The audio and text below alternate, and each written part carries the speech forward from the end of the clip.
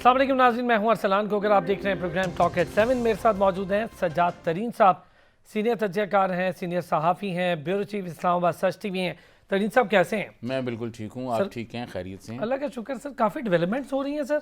जी हाँ। मुज़ाकरात हो रहे हैं कलज़म तंजीम के साथ, और उसमें उनके तर्जुमान के मुताबिक साद रिजवी भी मौजूद हैं। इससे पहले कि इस पर बात करूँ, तीनों सर्विसेज चीफ्स के हवाले से आज आपने देखा एक अहम मीटिंग हुई, होल्ड हुई, एक इजलास हुआ।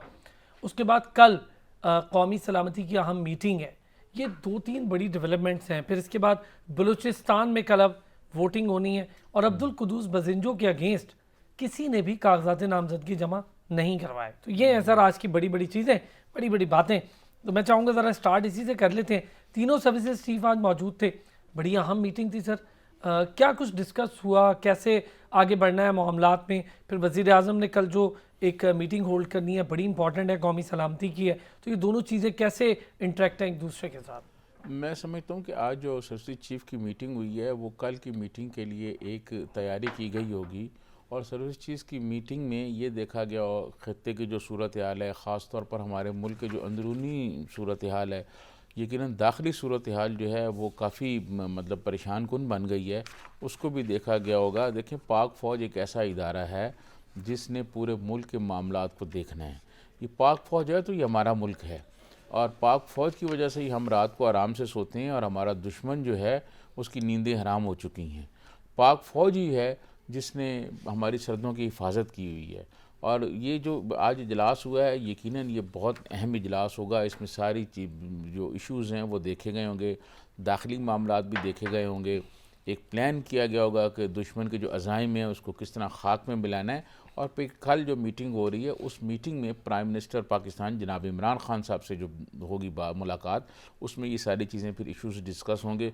फिर आपको पता है कि इस वक्त जो वो आगे चल के हम वो डिस्कस भी करेंगे उसको, ये जो धरना पॉलिटिक्स पाकिस्तान में शुरू हुई और ये क्यों मतलब शुरू हुई और इसके पीछे क्या है, ये फिर मैं अगले इश्यूज़ में बिल्कुल बताऊंगा। वो आगे तो जाके मैं समझता हूँ कि इन हालात में ये मीटिंग्स जो हुई हैं ये इसीलिए हुई कि ताकि मुल्क की सूरत हाल, अफ़गानिस्तान की सूरत हाल, ख़ित्ते की सूरत हाल, और ख़ास तौर पे इंडिया के साथ पिछले दिनों आपको पता है कि ईरानी आर्मी चीफ भी आए हुए थे, और फिर और भी ईरानी और वज़ीर डेलीगेशन ख़ारजा आए भी हुए थे, गए। वज़ीर ख़ारजा भी गए। तो ये सारी सूरत हाल जो है ना, वज़ीर ख़ारजा तो सिविलियन साइड भी होती हैं, जब आर्मी चीफ आए फिर उनसे डिस्कस, वो पड़ोसी मुल्क हैं, वो जो चीज़ें हुई हैं डिस्कस, वो भी यकीनन देखा गया होगा। ख़ित्ते की जो सूरत हाल बन रही है, आने वाले दिनों में जो बन रही है, वो फिर इंडिया जो है वो हमारा आपको पता है दुश्मन है, कोई बात ढकी छुपी नहीं है। और उन जब से हमने उनको क्रिकेट में जूते मारे हैं उसके बाद तो वो ज़्यादा ही जज्बाती हो गए हैं। वज़ीर आज़म ने भी कह दिया सर। वज़ीर आज़म ने भी कह अच्छा सर, एक चीज़ है, मैं ये देख रहा हूँ, हम जब चले इससे तो बहुत सारी चीज़ें आपने हमें भी क्लियर कर दी कि सिक्योरिटी उमूर, बाशमुल स्ट्रेटजिक रिवायती पॉलिसीज़ के उमूर पर भी गुफ्तगू, फिर जो इस वक्त मुल्क की कैफियत है धरना, उस पर भी बात हुई होगी। अब कल मज़ीद एक बड़ी मीटिंग होल्ड करेंगे कौमी सलामती की वज़ीर आज़म। सर, जो जो एजेंडाज है उसमें ज़ाहिर है सर फहरिस्त एजेंडा इस वक्त मुल्क की जो सूरत हाल है, जिस तरह से अनरेस्टलेस है मुल्क में, एक तरफ धरना मुजाहिदीन मौजूद हैं और वो बात मानने पर भी तैयार नहीं है किसी किस्म की। फिर वज़ीर दाखिला शेख रशीद अहमद साहब, वज़ीर मजहबी उमूर नूरुल हक कादरी उस इजलास को ब्रीफ भी कर रहे हैं, जहाँ पर ये बहुत सारी चीज़ें चल रही हैं। इन तमाम तर चीज़ों का हासिल उसूल कल डिस्कस होगा। इससे पहले कि कल वाली चीज़ पर मैं आपसे कुछ चीज़ें डिस्कस करूँ, वज़ीर आज़म इमरान खान जब ये सारा कुछ हो रहा होता है, वज़ीर दाखिला भी मीटिंग कर रहे होते हैं, उस कलअदम तंजीम के साथ जो मजहबी उमूर के हमारे वज़ीर हैं वो भी मीटिंग कर रहे होते हैं, और कुछ उलमा व मशाइख को भी इसमें इन्वॉल्व करना पड़ता है। ये तमाम तर चीज़ों की जब ब्रीफिंग वज़ीर आज़म के पास जाती है तो यकीनी तौर पर वो तमाम तर चीज़ों पर एनालिसिस करके सोच समझ के फिर अगले दिन की मीटिंग होल्ड करते हैं। तो सर, आज के रिजल्ट्स क्या देख रहे हैं, ताकि फिर मैं जाके कल वज़ीर आज़म की सोच के मुताबिक आपसे पूछने की कोशिश करूँ? देखिए, मैं आपको अर्ज़ करूं, आज जो मीटिंग हो रही है उस मीटिंग में जो हमारे सोर्सेज हैं उन्होंने बताया कि मामलात जो हुकूमत चाहती है उनकी ख्वाहिश के मुताबिक मामला तय नहीं हो पा रहे। लेकिन एक तरफ कल अपना हमारे वज़ीर इत्तलात ने प्रेस कॉन्फ्रेंस की, बड़े दबंग अंदाज में उन्होंने कहा फिर जनाब साथ ही वज़ीर दाखिला आए, उन्होंने भी ये कहा ये कलदम तंजीम है, कलाशनकोफों से फायरिंग हुई है।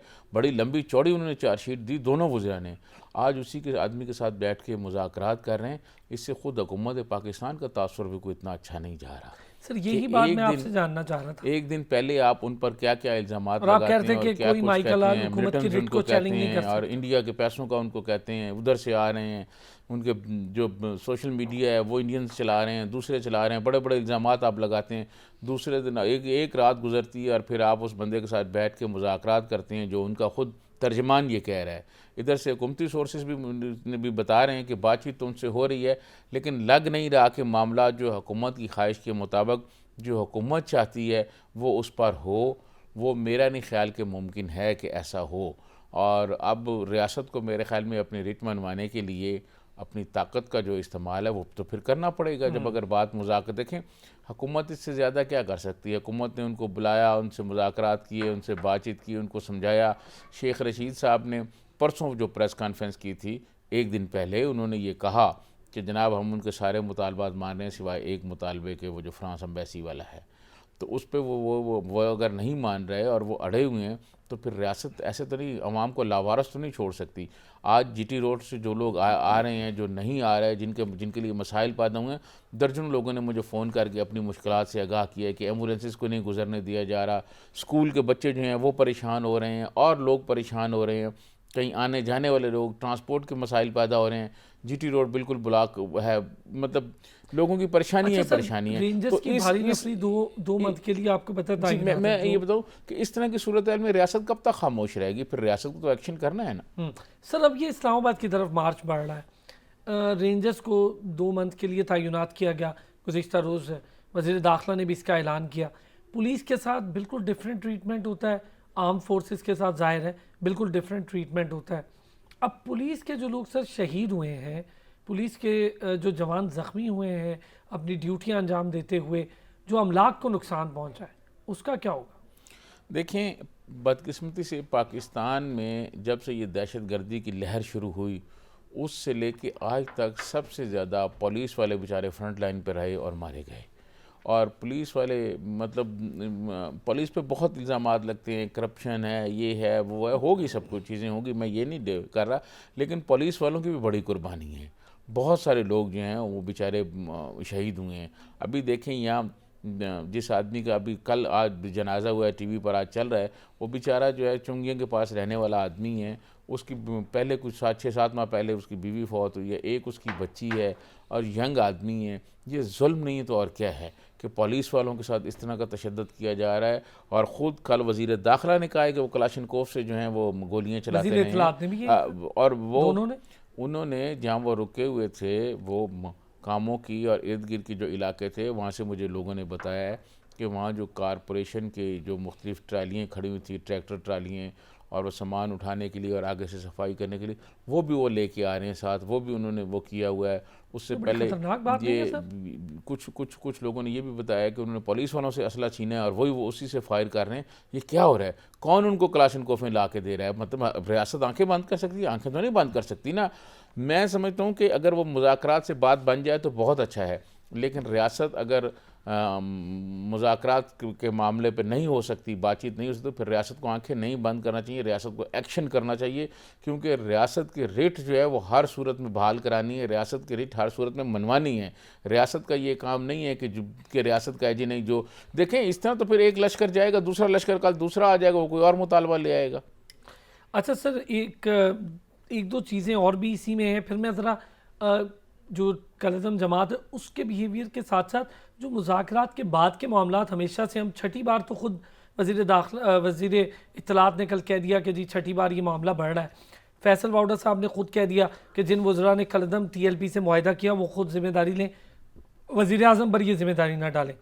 अब आप ये देखें सर कि जब वज़ीर बटे हुए हों मुख्तलिफ राय में, फिर थोड़ा और मुश्किल नहीं हो जाता हुकूमत के लिए? ये जो आपने नाम लिया और ये जो कहा कि उन्होंने, इससे तो ऐसे लगता है कि प्राइम मिनिस्टर इमरान खान तो रियासत के सरबराह ही नहीं है, कि उनके इल्म में ही नहीं है बात। और रियासत देखें, कोई भी वज़ीर, आज शेख रशीद साहब जो मुज़ाकरात कर रहे हैं वो रियासत पाकिस्तान के नुमाइंदे के तौर पर कर रहे हैं। पहले उन्होंने जो मुज़ाकरात किए या कादरी साहब ने की है, जो मजहबी अमूर के मिनिस्टर हैं, तो रियासत पाकिस्तान के नुमाइंदे हैं ना, वहाँ हुकूमत पाकिस्तान के नुमाइंदे हैं, वो जाके उनसे बात की कर रहे हैं। ऐसा थोड़ा होता है कि आज आप उनसे मामलात करें और कल आप कहें जी हमें तो पता नहीं, वो खुद ये करें। कल को किसी वज़ीर को प्राइम मिनिस्टर जो है वो चेंज कर देते हैं, उसको कोई और ज़िम्मेदारी मिल जाती है, तो उसने जो फ़राइज़ अंजाम दिए होंगे, क्या उनसे रियासत इनकारी कर सकती है? ऐसा नहीं हो सकता। ये पता नहीं क्या मतलब, अल्लाह ही रहम करे यार, ये कैसे कैसे लोग आ गए हैं हमारी पार्लियामेंट में, और कैसे कैसे लोग कहाँ कहाँ पहुँच गए हैं। सर ये एक हमारे साथ जो कुछ हुआ है, बस अल्लाह ही रहम करे इस पर। एक छोटा सा ब्रेक लेता हूँ, ब्रेक से वापस आएंगे तो ज़रा इस पर मजीद भी बात करेंगे, और कौमी सलामती कमेटी का जो इजलास है उसमें बड़ी अहम चीज़ों पर डेवलपमेंट होनी भी है, उस पर भी ज़रा बात करेंगे ब्रेक के बाद।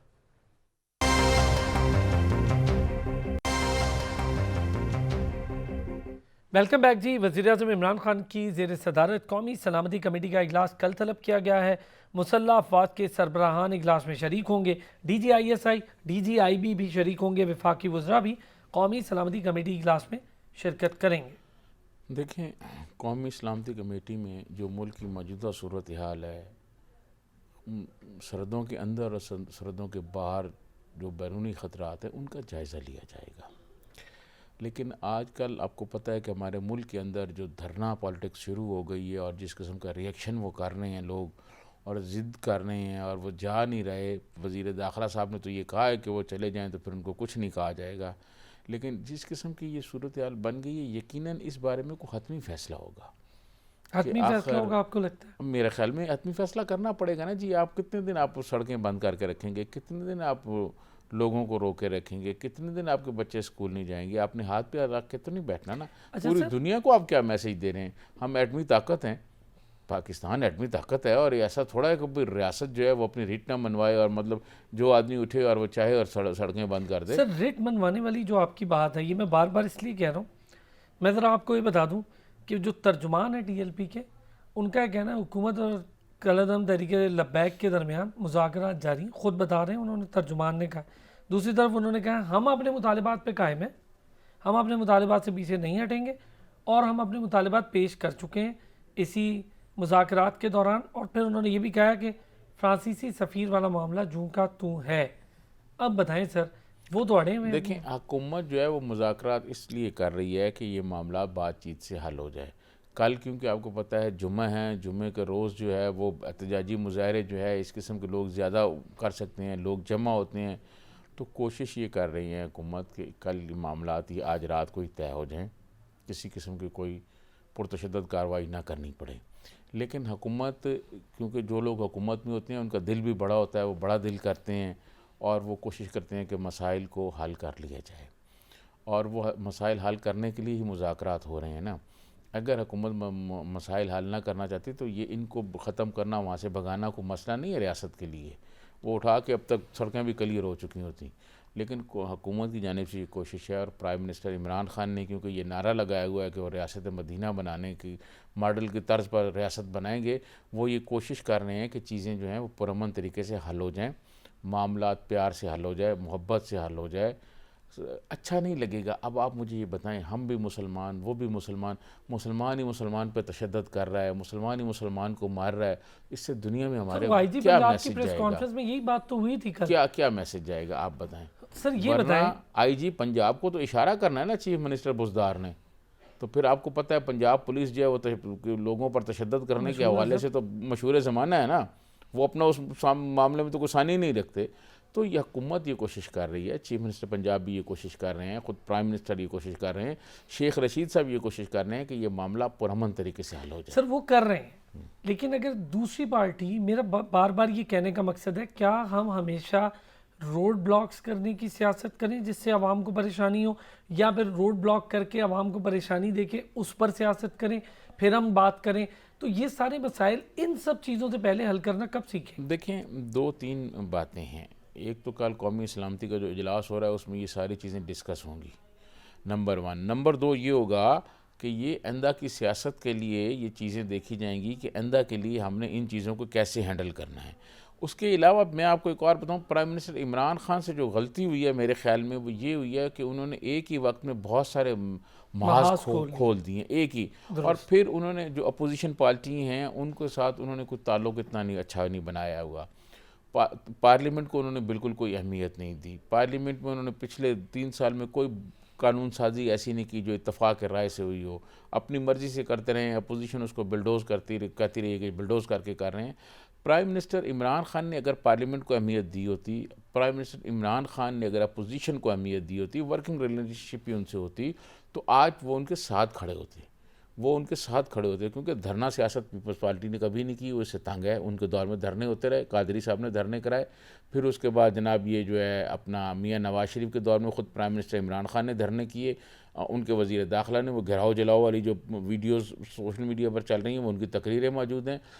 ये सारे लोग बुनियादी तौर पर जब अपोजिशन में होते हैं तो इनके ख़यालात और होती हैं, जब ये हुकूमत में आ जाती हैं फिर हुकूमत की जो कुछ मसाइल हैं वो और तरह के हैं, फिर हुकूमत में आके फिर ये कहते हैं ये नहीं करना वो नहीं करना, ख़ुद अपोजिशन में ये करते रहे हैं।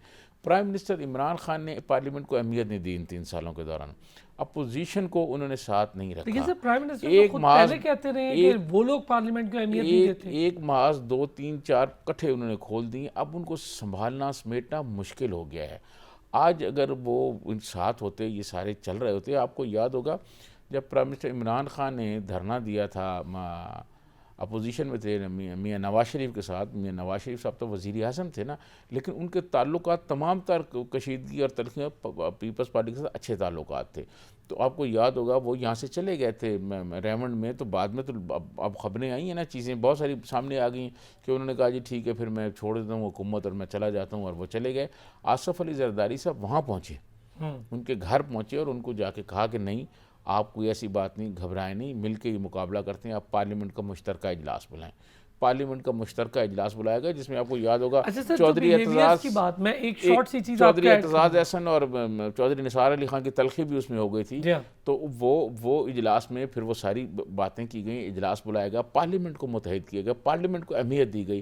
प्राइम मिनिस्टर इमरान खान ने ये काम नहीं किया, तो इसकी फिर वो खमियाजा जाहिर है फिर अपोजिशन तो अब साइड पे खड़ी है। जब नवाज शरीफ वज़ीर आज़म थे उन्होंने ये बात असेंबली में बारहा भी कही, आपको याद होगा कि खड़े होकर ये बात कही कि अगर बात करना चाहें इमरान खान तो मैं तैयार हूँ, मैं तो घर भी जाके बात कर सकता हूँ। वो गए उनके घर, प्राइम मिनिस्टर नवाज शरीफ जो है इमरान खान साहब के घर गए ना बनी गाला में, जब उन्होंने वो कहा कि ये सड़क तो बनवा दे मेरे घर वाली, ये तो रिकॉर्ड पर बातें हैं। बिल्कुल वो इमरान खान साहब के घर गए, जब मियाँ नवाज शरीफ ने उनको ये पूछा कि ये जूते कहाँ से बनवाए हैं, ये तो खबरें उस वक्त हम छाप चुके हैं सारी। तो ये देखें बात यह कि अपोजिशन के साथ मुखालफत पॉलिसियों पे होती है, शख्सियत नहीं, ये नहीं होती कि जी आप ज़ातियात पर आ जाएँ, ज़ाती के जी बात ही नहीं करनी मिलना, ऐसा नहीं होता। आपने हुकूमत के मामला चलाने होती हैं, अपोजिशन को साथ लेके चलना है। और अभी भी आप देखें पिछले 2 3 4 रोज़ से जब से ये धरना शुरू हुआ है, अपोजिशन आप देख लें, अपोजिशन की जो बड़ी पार्टी हैं वो कोई धरने पर सियासत नहीं कर रहा है, ना मुस्लिम लीग नून कर रही है, ना पीपल्स पार्टी कर रही है।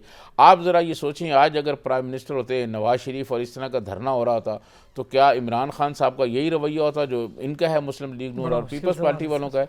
उन्होंने उस धरने में बैठा होना था। और शेख रशीद साहब तो फिर आपको पता है वो फिर शुरू हो जाते हैं तो फिर वो बहुत शोला बयानी किस्म की वो तकरीरें शुरू कर देते हैं, तो ये नहीं करते। लेकिन अपोजिशन जो है इस वक्त जो अपोजिशन है, मैं समझता हूँ उन्होंने बहुत संजीदगी से का काम किया, बड़ा दानिशमंदी का काम किया है कि उन्होंने धरने पे कोई पॉलिटिक्स नहीं की, वो खामोशी से ये चीज़ों को देख रहे हैं, वो बलूचिस्तान की सूरत हाल को देख रहे हैं।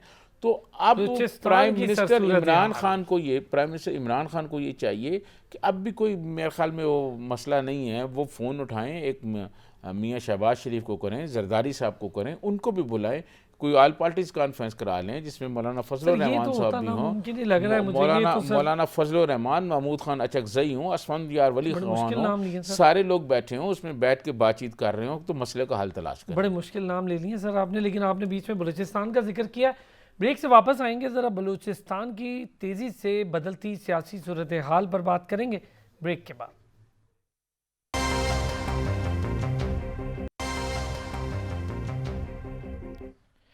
वेलकम बैक जी। ब्रेक पर जाने से पहले जैसे कि मैंने कहा था ज़रा बलूचिस्तान की सियासत पे बात होगी। बहुत तेज़ी से सूरत हाल बदल रही है, लेकिन इम्पॉर्टेंट बात ये नहीं कि सूरत हाल बदल रही है, इम्पॉर्टेंट बात ये है कि जो एक्सपेक्टेटर्स हैं, जो सियासी तबसरा निगार हैं, जो तज्जियाकार हैं, उनका ये ख्याल है कि ये सूरत हाल बदलना कोई नॉर्मल बात नहीं है, ये हवा आगे तक फैल सकती है। तरीन साहब, एक आपसे इस पर बात करूँगा, अब्दुल गनी काकर साहब ने भी हमें ज्वाइन कर लिया, ब्यूरो चीफ कोयटा, फिर ज़रा उनसे भी एक सवाल करूंगा, फिर आप भी कर लीजिएगा। पहले ज़रा आपका इस पर बात। मेरा ख्याल ये है कि ये जो आपने बात की ना कि बलूचिस्तान से जो तब्दीली की लहर शुरू हुई है, बिल्कुल इसके असरात, इसकी धमक पंजाब में भी आएगी और इसकी धमक जो है वो कौमी असम्बली में भी आपको नज़र आएगी सिंध और में। शायद सबसे पहले सेनेट में नज़र आएगी। नहीं, सिंध में क्योंकि पीपल्स पार्टी के पास अक्सरियत बहुत ज़्यादा है, तो वहाँ ये सारे भी जमा हो जाएँ तो नहीं हो सकती।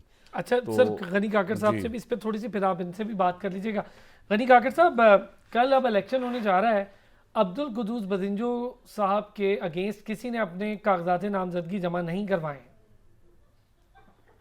और देखिए अरसलान, ये चीज तो वाजे थी, गुज़श्ता 2 यूं कबल भी ये चीज वाजे हो गई थी कि अब्दुल कुद्दूस बदिंजो जिस तरह बलूचिस्तान के नए कायद ईवान के तौर पर सामने आए और उनके लिए जिस तरह नामजदगियां की गई और मुख्तलिफ जो आज जब ये कागजात नामजदगी का सिलसिला शुरू हुआ तो पहले ये इम्कान जाहिर किया जा रहा था कि शायद उनके अलावा भी कुछ लोग ऐसे होंगे जो नॉमिनेशन अपने जमा कराएंगे, लेकिन एक गैर मामूली सूरत हाल देखने को उस वक्त मिली जब 5 मुख्तलिफ फार्म जो थे वो यहाँ पे जमा कराए गए बलूचिस्तान असम्बली में। और ये तमाम जो फॉर्म थे ये कुद्दूस बदिंजो के हक में ही जमा हुए। मुख्तलिफ जो तायद कुनंदगान और तजवीज़ कुनंदगान थे वो बलूचिस्तान अवामी पार्टी को ही रिप्रेजेंट करते थे। और इन फॉर्म्स की जमा होने के बाद फिर सूरत हाल कुछ और वाजी इस तरह हुई कि चूंकि कल तो सिर्फ एक फॉर्मेलिटी ही मुकम्मल होनी है कायदे ईवान के तौर पर, तो जो कामयाबी की जो उम्मीद है वो तो पहले ही इसी हवाले से थी। और आज बाकायदा ये खुलकर वाजी हुई है तमाम सूरत हाल के नए कायदे ईवान जो बलूचिस्तान के होंगे वो अब्दुल कुद्दूस बदिंजो ही होंगे, क्योंकि उनके हक में न सिर्फ उनकी जो इत्तेहादी जमातें हैं वो अब सामने आई हैं, बल्कि जो अपोजिशन जमातें थी, जो मुत्तहिदा अपोजिशन है खासकर बलूचिस्तान में, जिनका एक बड़ा कलीदी रोल रहा है इस तमाम हवाले सूरत हाल में, खासकर बलूचिस्तान में साबका जब हुकूमत थी जाम कमाल की, उनके खिलाफ जिस तरह वो बढ़ चढ़ कर मुख्तलिफ इल्जाम आयद करते रहे और उन्होंने उन पर बेड गवर्नेंस के इल्जाम आयद किए और इसी तरह दीगर जो मुख्तलिफ अमूर सामने आए, तो उनका तो मकसद कुछ और था। लेकिन अब कुद्दूस बदिंजो उसी जमात को रिप्रेजेंट करते हैं और उनके हक में अब ये बातें खुलकर वाज़ेह हुई हैं कि वो रिप्रेजेंट करने की अहलियत रखते हैं बलूचिस्तान को बहैसियत वज़ीर आला। तो इसीलिए कल उनकी जो फॉर्मल कार्रवाई है वो बलूचिस्तान असम्बली में जब होगी तो उसमें एक तो जो नए स्पीकर हैं बलूचिस्तान असम्बली में उनका चुनाव किया जाएगा, जिनका के लिए पहले ही जो बाप पार्टी है उसके चीफ ऑर्गेनाइजर हैं जान मोहम्मद जमाली, उनको उन्होंने फाइनल किया है उनके नाम को। तो इसके बाद ये जो तकरीब होगी इसी असम्बली के अंदर ही यूसुफजई की एक तकरीब ही है जिसमें तमाम जो दीगर अरकान हैं वो उनको सुनेंगे, उनके मोटिव स्टेटमेंट जो है वो उसमें वो पेश की जाएगी, जिसमें वो तमाम सूरत हाल वाज़ेह करेंगे। और शाम 4 बजे फिर असम्बली का जब इजलास खत्म होगा शाम 4 बजे फिर गवर्नर हाउस में जो हलबदरी की तकरीब है वो उसके लिए एक टाइम मुकर्रर किया गया है जहां काकड़ साहब जैसे आपने बताया जान मोहम्मद जमाली भी हैं और यार मोहम्मद रिंद भी हैं और बड़ी बहुत सारी कदावर शख्सियात मौजूद हैं असम्बली में। ये क्या वजह है कि ये उनको नज़रअंदाज करके कुद्दूस बदिंजो साहब के नाम पर इत्तफाक हुआ और ऐसे इत्तफाक हुआ कि कोई मुकाबले में बंदा भी नहीं आया? वजह क्या है पीछे? तो जैसा साहब आज ये जब तमाम सूरत हाल वाज़ेह हुई, जब ये वक्त मुकर्ररा वक्त जता कागजात नामजदगी का जब वो खत्म हुआ, तो अब्दुल कुद्दूस बदिंजो यहाँ से जब उन्होंने मीडिया से गुफ्तगू की तो उनकी गुफ्तगू के दौरान भी एक चीज उनको खुद यकीन नहीं था कुद्दूस बदिंजो को कि उनके तमाम इत्तेहादी इस तरह उनकी हिमायत करेंगे।